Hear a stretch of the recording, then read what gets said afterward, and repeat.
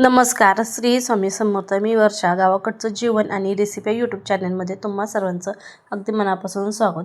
तर आज ना मी तुम्हाला माझं दिवसभराचं रुटीन तुमच्यासोबत शेअर करणार आहे. तर सकाळची ना कामं आवरून ना मी आता शेतामध्ये आलेलो आहोत.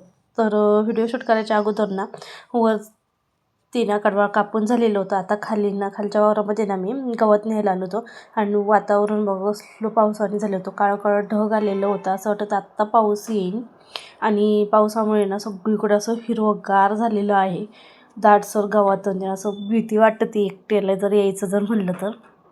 आणि आता ना खाली थोडंसं कडवाळ आहे. हे पडलेलं कडवाळ आहे ते कसं कुठून कापावं, कसं सुरुवात करावं हे सुद्धा कळत नसं. हे गावात कापतात तोपर्यंत मी ना कडवाळ घेते.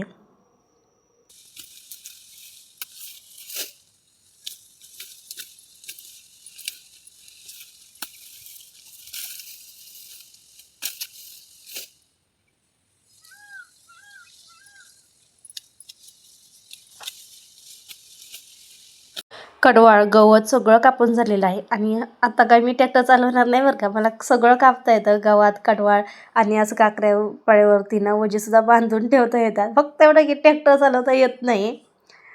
आणि मग रॉप भरायचं होतं ना, त्याच्यासाठी ना मोटर चालू करायची होती म्हणून विहिरीवरती आलो होतो. हाताने पाणी घेता येईल एवढं विहिरीला पाणी होतं, पण चहूबाजूने झाडं होतं. दिवसा भीती वाटाने एवढं असं होतं.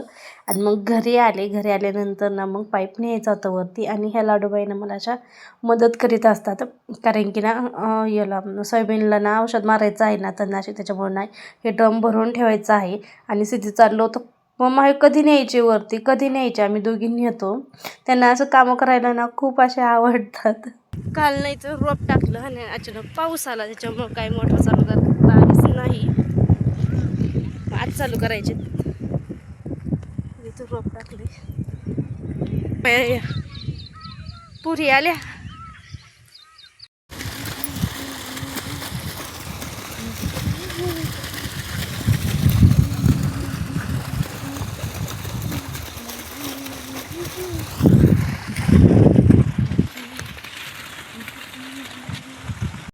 हा ते केचप आहे टमॅटो, त्याच्यात टाकायचं पास्ताचा.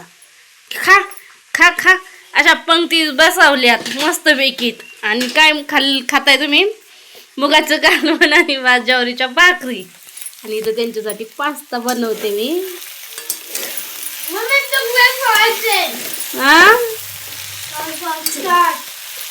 हा हे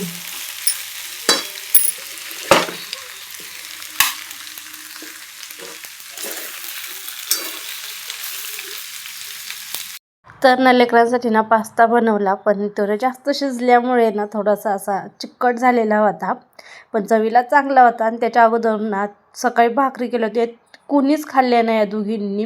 त्यांना ना पास्ता आणि मॅगी खायची होती. त्यांचं जास्त चाललं होतं. त्यांना मला आधी तुम्ही मुगाचं कालवण आणि भाकर खाल्ली ना मग तुम्हाला पास्ता देईन. मग त्यांना आधी खायला चाललं. मग नंतर भांडी वगैरे घासून आली मी सगळी. आणि मग गव्हाचं आणि ज्वारीचं दळण करून ठेवलं. मला आज काय शेतामध्ये काम नाही, भरणं वगैरे झालेलं होतं. आणि मग म्हणलं आता चला, मग शेंगदाणंसुद्धा संपलेलं होतं म्हणून शेंगदाणं फोडून घ्यावा. थोडंच राहिलं होतं. आता शेंगदाणं करायला बसलेली आहे. घरच्या शेंगा आहे ह्या, जुन्या गेल्या वर्षीच्या, एवढ्याच राहिल्यात. मग एवढ्या फोडून घ्यायचे.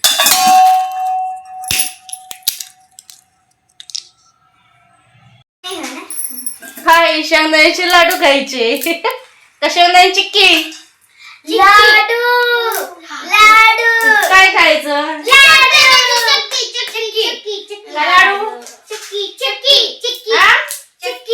चिक्की.